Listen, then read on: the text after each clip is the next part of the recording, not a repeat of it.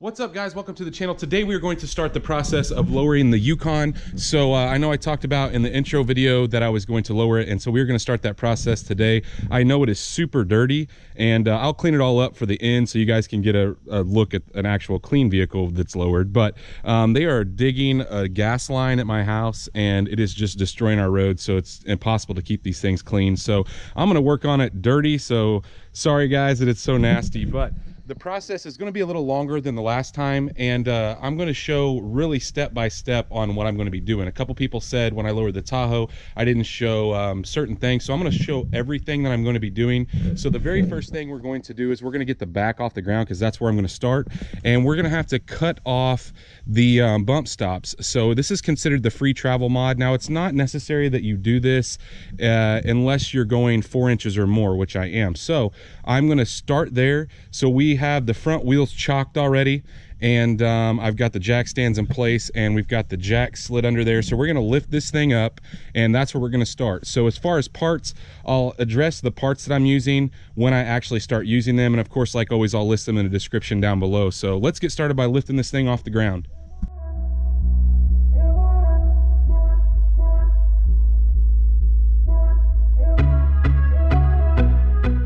Now, once you have it off the ground, I went ahead and placed some jack stands just in front of the lower control arm mount. So where the frame's the thickest, right here is where I set the jack stands. Now, I'm not letting it down off the jack just yet, and I'll explain that here in a second. But we're gonna go ahead and whip the wheels off.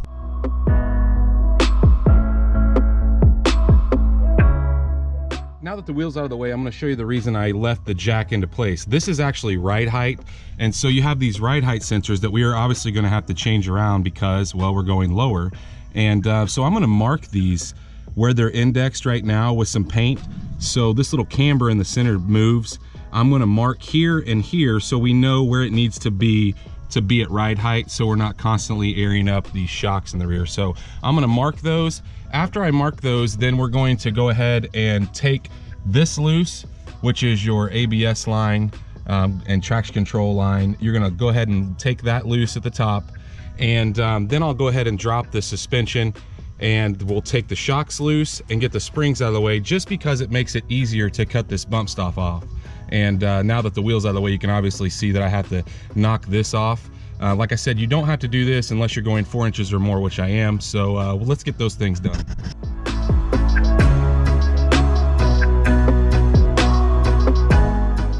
Now, once we get that marked, like I was talking about, we get this unplugged, which is just a clip up top. There's a little piece of red clip that pushes out, and then these just pull apart. We are going to go ahead and remove the shock. Now, we're not going to take it off the top, we're just going to take it off the bottom. So all you're going to need for that is a 21 millimeter here, and then we're going to take the bottom of the sway bar loose. Now, we're going to take this whole arm out here after a while, but for now, we're going to go ahead and take this loose. This is an 18 millimeter. Now, if it starts to spin, the center of this is a 6 millimeter. So you can put a 6 millimeter on the inside while you turn the outside to get it loose, because sometimes it does want to spin. So that's our next step.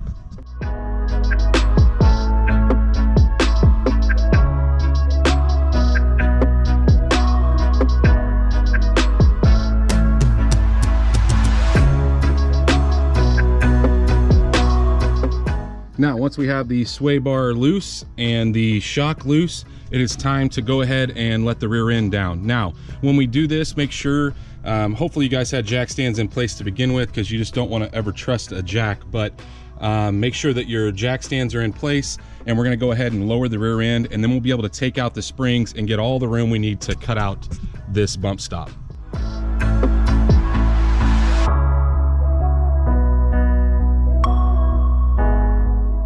Once your springs are out of the way, now comes the fun part, which is cutting this old bump stop off. Now, a lot of people go crazy and they get every little piece of this sandwiched section off, and you don't have to do that. I mean, if you want it to be a show car or something or look really nice, yeah, it would be nice to take all this off. But really, what we're going to do is I'm just taking a screwdriver, and it's nice because it's dirty, but I'm just marking kind of where I'm going to be cutting.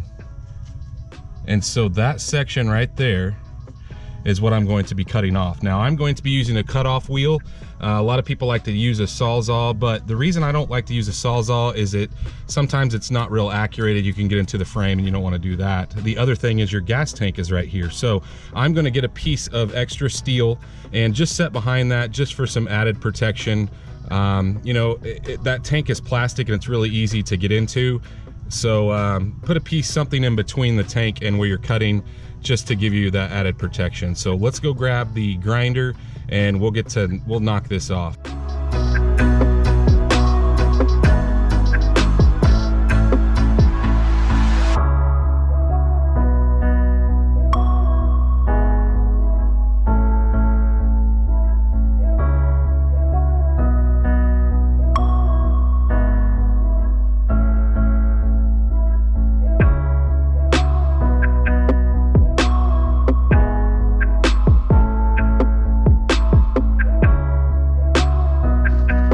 So once I get the initial cut on the front and down the sides, I take a couple pry bars and just gradually bend this down until I can trim off the back side. So that's pretty much the process.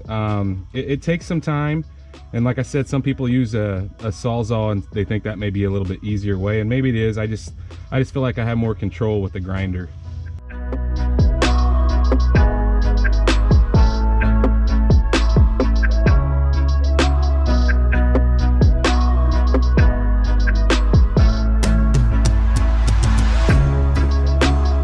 I will say sometimes it's easier if you cut a center section here, because you're trying to bend too much metal at one time.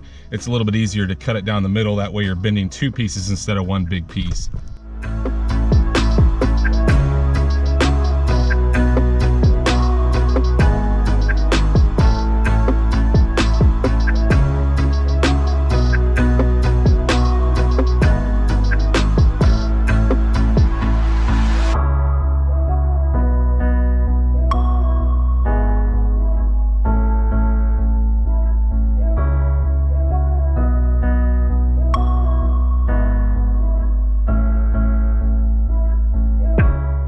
So when you're all finished up, I like to take a flap wheel or a grinder wheel and just grind all this smooth and then just spray some paint on it. But this is about what you have left. Not a whole lot, right? So you cut all that off. But like I said, some people get crazy and they want to take all of this off, and you can do that if you want. It just takes more time. And I'm not going to show you guys the other side because actually it's 1,000 times easier because you don't have the gas tank to deal with.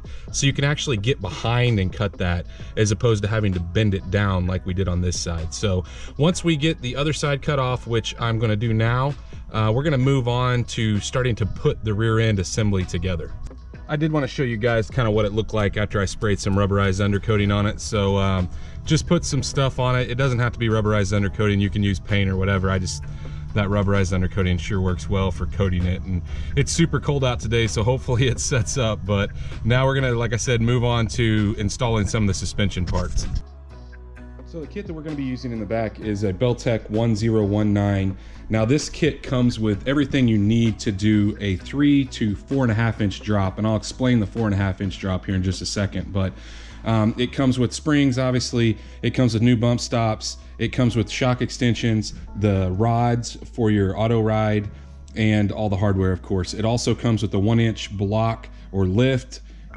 This would be used if you're doing the 3 inch option. If you're doing the 3 inch option, you can skip the step. So the free travel mod that we just did, you can skip that and you can use those 2 bump stops that come with the kit. However, because we're going lower than that, only going 4 inches on this, and the way we're going to obtain 4 inches is the spring, and we're going to use the factory piece that goes on top. You can use a piece of heater hose on top of this and actually get another 1/2 inch of drop, so you can get up to a 4.5 inch drop, but we are not going to be using that. I kind of want it to have a little bit of a rake in the back, so I'm going to be using that. And if it's something that I don't like, I can always take it out and put a piece of hose on top of that. So we're only going 4 inches. I know it's disheartening. I normally do 6 inches, but because I want to tow with this and continue to keep the factory shocks, I'm going to only do 4 inches on this. So 2 in the front, 4 in the back, and we'll talk about the front when we get to the front. The other thing that I have is DJM sway bars, end links, and what this does is it realigns the sway bar. Obviously, when you get back, when you lower it, the sway bar is out of whack, so this puts it back into alignment. So I'll list these parts down below as well, but let's get started. We're going to start by using these bump stops as opposed to the other ones, and I'll show you where these go. So the bump stop, like I said, is the first thing we're going to install, and it actually goes in this hole right here. It's already pre-drilled. Now I will say the easiest way to do this is to take the lower control arm loose.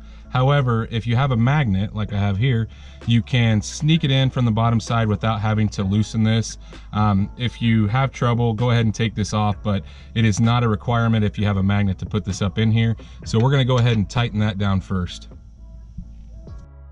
Now that we have the bump stops installed, it's time to put the springs in. So in order to do that, like I said, I'm going to be reusing the stock piece that goes on the top side of the spring because I want a little bit of a rake. If you didn't want to use this, you could use some heater hose on top.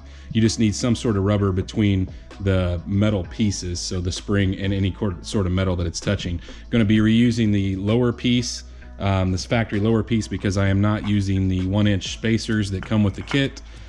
So now that these are put together, let's slide them in the vehicle. And it helps if you have 2 people, but if you can run the jack with your leg to lift the rear end while you're setting these in place, you can do it with 1 person.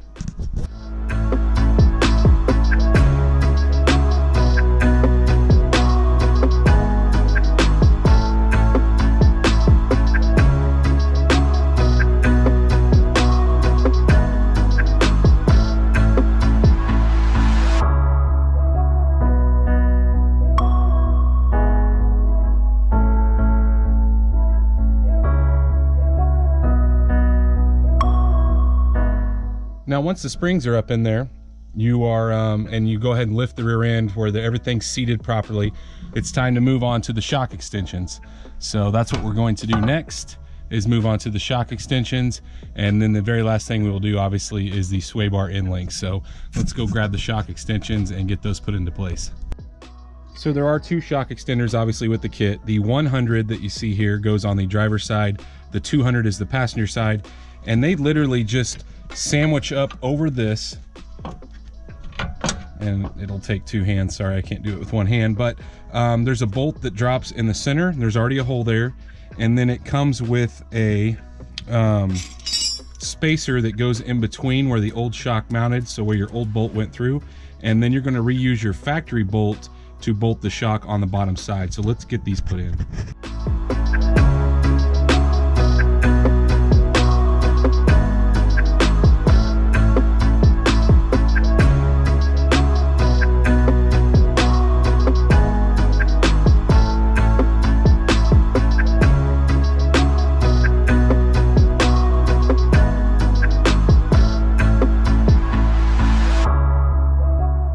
Now, once you get that into place, and obviously I had to use a rubber mallet to kind of tap it in, but you're going to go ahead and torque these. So this bottom one that comes in from the bottom gets 60 foot-pounds. The new one that you put in up top with the spacer in the middle gets 70, and then the shock itself gets 70. So now we're going to torque it all down on both sides.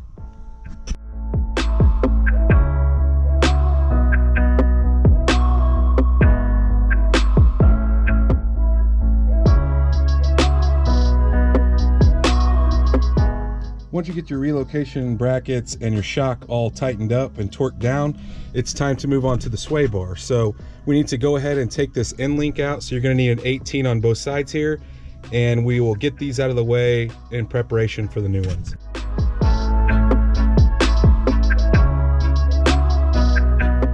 Now you can't just put the end links on, you actually have to move the sway bar over. And in order to do that, we need to loosen up these D-rings here.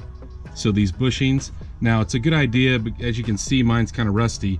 Go ahead and spray some WD-40 on the top side of these. That'll just make your life a little easier when you go to loosen them up. But I'm gonna take these on this side completely out, and then I'm just gonna loosen the ones on the other side. So go ahead and spray the top side of these, let them set for just a minute, and then we will take these 10 millimeters out here and loosen the ones on the other side. Now, something you can do while the WD-40 is setting before we take those two 10mm bolts out is go ahead and open up your hardware and screw in these grease zerk fittings on your new end links.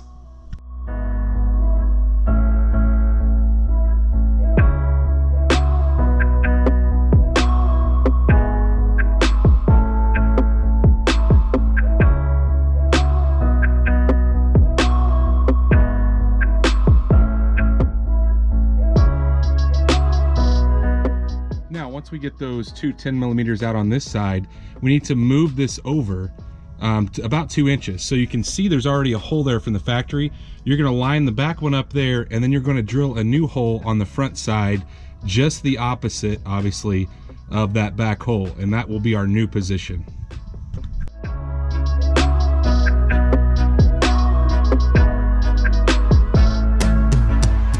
So once you've got your hole drilled, it's time to move this D-clamp or D-ring clamp over. And you would think that since this is factory threaded, they would send you new hardware because these holes are not threaded, but they don't. So luckily I had some extra nuts laying around that I can use on the top side of this. Otherwise, you're going to have to go to the store and buy new connections because your factory ones thread into a threaded piece and these are not threaded. So let's get this back on and tighten it up, and then we'll move on to the end links.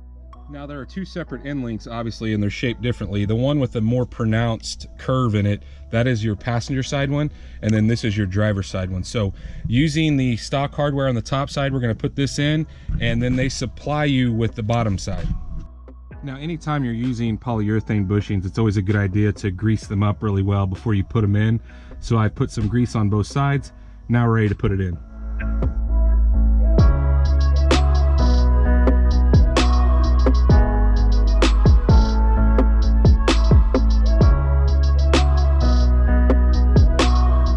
Now, once you have tightened up the end links, it's a good time to go ahead and put grease in your grease zerks because it's off the ground, but you're complete with the actual sway bar portion. So now we're gonna move to hooking up the lines back up that we unhooked earlier, and then we're gonna move on to the adjustment rod.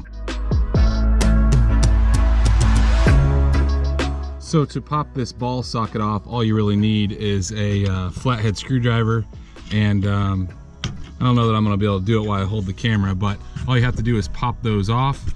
And I went ahead and popped the other side off. It's literally just a ball and socket. Take that off, and then we'll put the new pieces in. Once you get the ends off, and they just pull off of this rod, just use a pair of pliers. I used a pair of channel locks on both sides. You need to put your new ones in. And what they say is you need to screw them together to where they are 3 inches center to center. Now, mine may be a little different just based off the fact that I'm running a little bit lower of a drop. That's about 3 inches there. But, and try to do it equally, we made those marks to begin with, and so we're gonna go based on that. I set it up in here. I'm gonna try to make sure that those marks line up before I snap it on. And they're a little bit off. But I think that's going to be close enough. And so one of these, what the deal is here is if it doesn't get to the proper position, your air pump's going to run all the time, and we don't want that. So if you get it together and it doesn't, or your air pump runs all the time, then you may need to make some adjustment here. But we're going to start with a 3-inch measurement because that is pretty close to where it needs to be based on where I marked to begin with. And now we're pretty much finished. We're gonna go ahead and put those on and then put the wheels back on.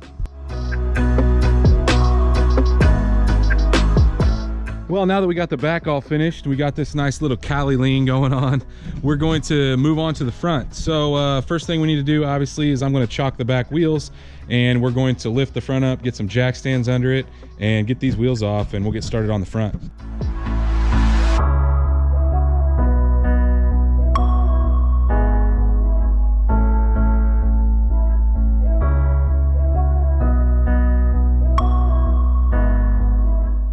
Once you get the wheel off and out of the way, the first two things I'm going to remove are the 10mm that hold the brake line, or actually your ABS line. So there's a 10mm here, and then there's one here, and then I'm just going to unplug it up here at the top. So that's the first thing we're going to do. Once you get this line out of the way, the next thing I'm going to take out are the two 15mm bolts that hold the strut in. Now, we're not replacing the strut. What I'm going to do is just, it gives me a little more room to mess with if I just take those completely out. Once we do that, then we're going to use the 36, I think, millimeter on the center here, and that's going to take this off. Now, if you have trouble getting this loose, if your impact is not strong enough, you might have to pop the center cap out of your wheel, put the wheel back on, and set it on the ground so it's not trying to spin while you're trying to take it off. I think my impact will probably take it off, but we may have to do that opposite when we're putting it back together, just in order for you to get the torque specs on it that are correct.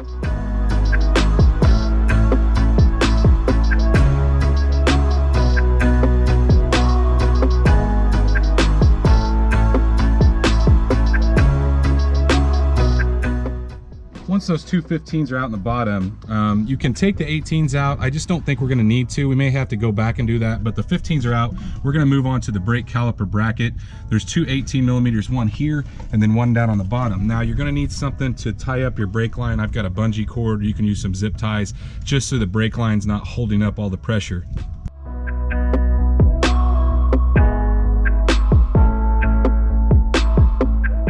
Once the brake caliper's off, it's time to move to the rotor itself. Now the rotor has a T30 Torx bit on it, so we're going to remove that and then the rotor will be out of the way.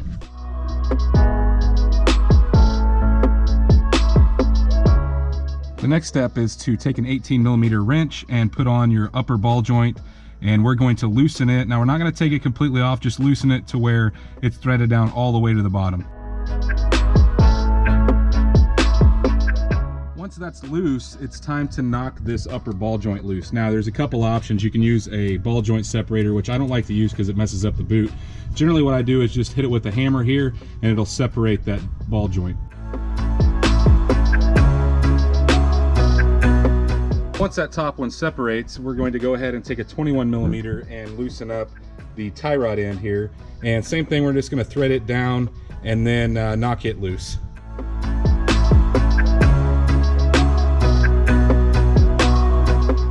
Once your tie rod end's loose, and I actually didn't have to do anything, it just popped loose as soon as I loosened it up, we're going to move on to the lower ball joint. Now this is a 24mm.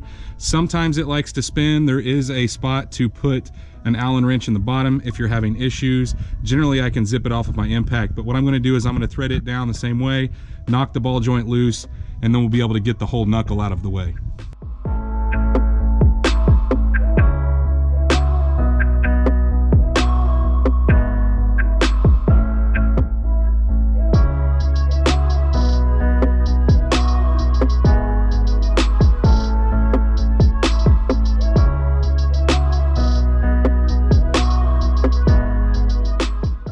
I didn't stop the video because I was kind of in the middle of doing it, but you have to push this out. I ended up having to take the upper ball joint nut completely off in order for that to come loose, which not a big deal. And now's a good time to check your ball joints. They seem to be okay. They're not great, but we're going to use them. And obviously you got to push this out of the center. Now, in times past, a lot of times I take this completely out and put it in last, so we'll see when we're going back together. But let's go take a look at the new part that we're going to be putting in. So the spindles that we're going to be using on the front, and that's all we're changing, is just the spindles, is a Beltec 1019. So that's the part number. And like I said, I'll list all this stuff down below, but we obviously have to transfer our bearing, our wheel bearing, over to the new one. And this is meant to work with 17-inch wheels. It's printed on here, but it also comes with new lower nuts for the ball joint if you're going to be using a 17-inch wheel. Obviously, we don't have to do that.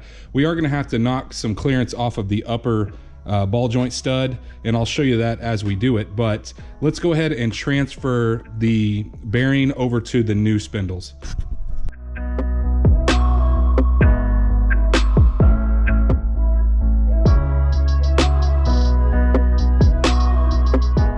Once we get the bearing transferred over, we need to torque these bolts to 133 foot-pounds. Now, this is incredibly hard because this thing wants to spin while you're doing it. So what I do is I just kind of put my foot, sometimes maybe have somebody else, if you've got two people, to hold it in place while you're doing it.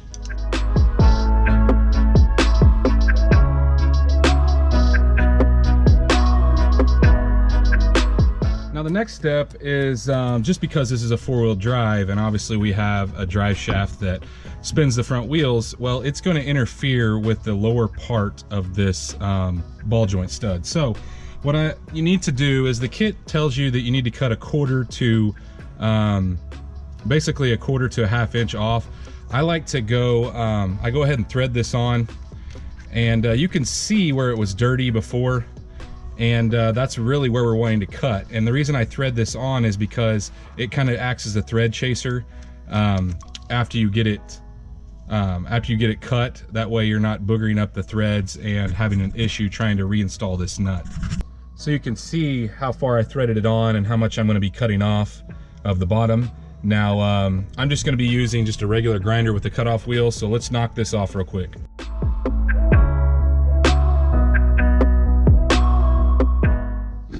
So once that's trimmed off, and you're pretty much done, ready to go back together. So putting the spindle back on, obviously you've got to line up several things. You got to line up the ball joints, you got to line up the splines of the axle. That's why a lot of times in the past I've taken these out, and we may have to do that again, I'm not real sure, but we're going to try to feed it back in there. Now try to have your bolts for your lower and upper ball joints handy as you're doing this, that way you can thread one on, you're not trying to hold it all. Also, I might slide a jack underneath to help me kind of hold the weight, because this thing is pretty heavy with the bearing on it. So let's get this thing, the new one, installed.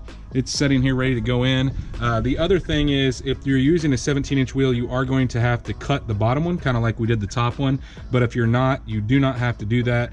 And that can be done after you put the ball joint, or I'm sorry, the assembly together. So you don't have to do that right now. You could thread one of your stock nuts on there, and then you can always switch to the shorter ones. So let's get this thing installed.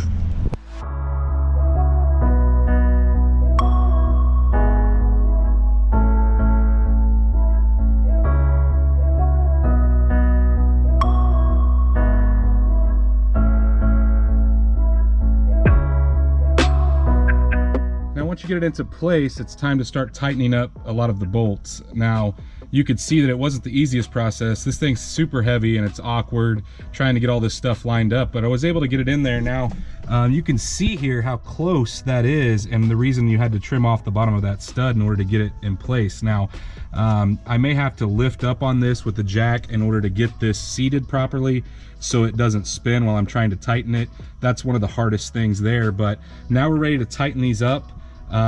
If you're using the stock bottom, you're going to tighten this bottom one up to 92 foot-pounds. And then the stock top one is 37 foot-pounds.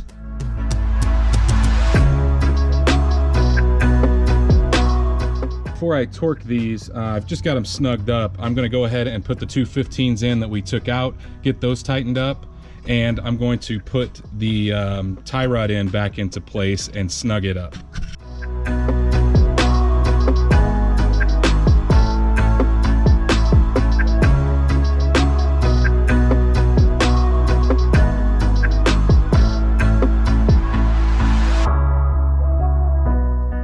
Now we've got everything in place. It's time to torque some stuff down. So if you took the upper pieces out, that's 37 foot-pounds. It's also 37 foot-pounds on the bottom two 15 millimeters. The top ball joint is 37 foot-pounds. Now you're probably wondering how you get to it. You're gonna have to use a crow's foot on your torque wrench. The very bottom one, if you use the factory one, it's 92 foot-pounds. If you use the one supplied in the kit, it's 60 foot-pounds. And then the only other thing we have left that we unhooked is this guy here, and this is 44 foot-pounds. So I'm going to torque all these down, and then we'll get the brakes back on.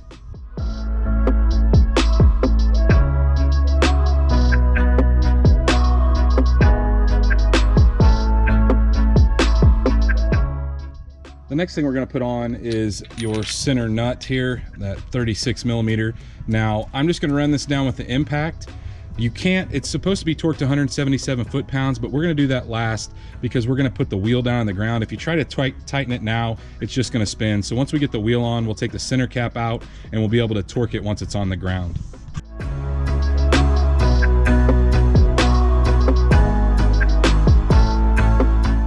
Next thing you need to do is you need to take a screwdriver and pop this out of this bracket, because we are gonna have to trim the end of it off. And you're basically gonna cut it off kind of between these two pieces here will give you enough room, and the reason being is it'll interfere with the brake if you don't cut it off, so make sure that you get this cut off. Once you get that trimmed off, you can go ahead and put your 10mm bolts back there and the one up here, and go ahead and plug your brake line, your ABS line back up.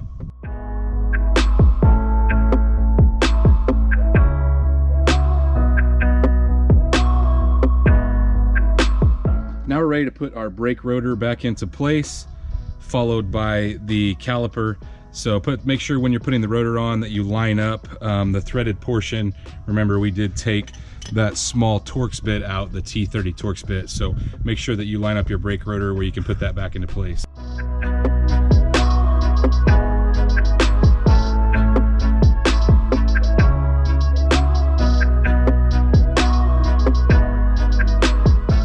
Now, once you get the two 18mm in, the top and the bottom on the brake caliper itself, you need to go ahead and torque them to 130 foot-pounds.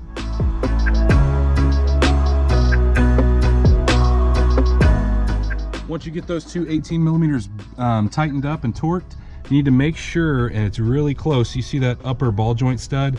You want to roll the wheel around and making sure it's not touching, and it's not, and that's why we had to trim that the end of that stud off. So just make sure that nothing's binding up. Take a look at all your brake lines, make sure they're back where they need to be, and we are ready to put the wheel back on.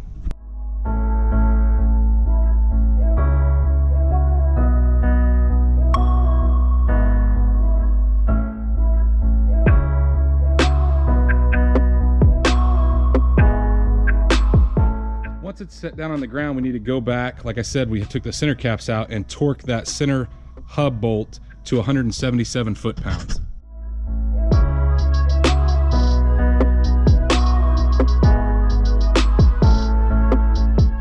Well guys, we are all finished up. The last thing I'm going to show you is, if you look at the front tire, it's kind of cambered or towed in. Not cambered in, but towed in. So I'm going to attempt to raise this thing up. Now I'm going to go take it to get it aligned, but this one's really bad. I just don't want to scrub the tires off before I get to the alignment shop. It's about 30 miles from me, so I'm going to jack this thing back up and we're going to adjust the toe. Now to adjust the toe, all you need to do is loosen this nut here, and then you're going to spin this rod in order to get your tire where you need it.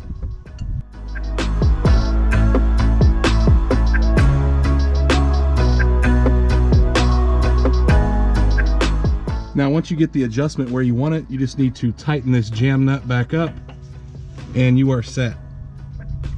I actually had to lengthen mine a little.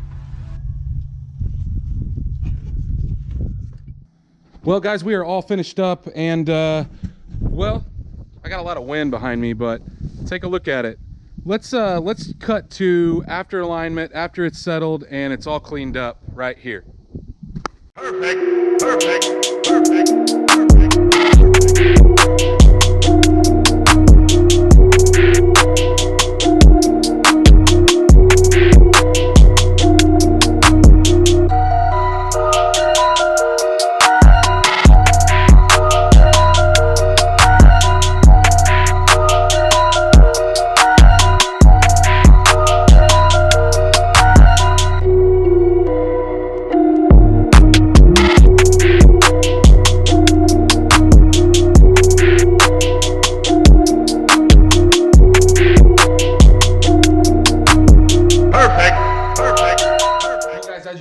Back here in the garage, we have like 30-mile-an-hour wind gusts today, and I didn't want to have me talking over wind or wind in the video. I just hate that, and I try to edit that out for you guys so you don't have to listen to all that garbage. So what do you think? Hit the comments down below. Let me know what you think. I know I get a lot of crap every time I lower a four-wheel drive. People are like, that is so stupid, just buy a two-wheel drive. Why would you lower a four-wheel drive? It's the dumbest thing ever. Well, honestly, I don't care. I absolutely love the look of this thing.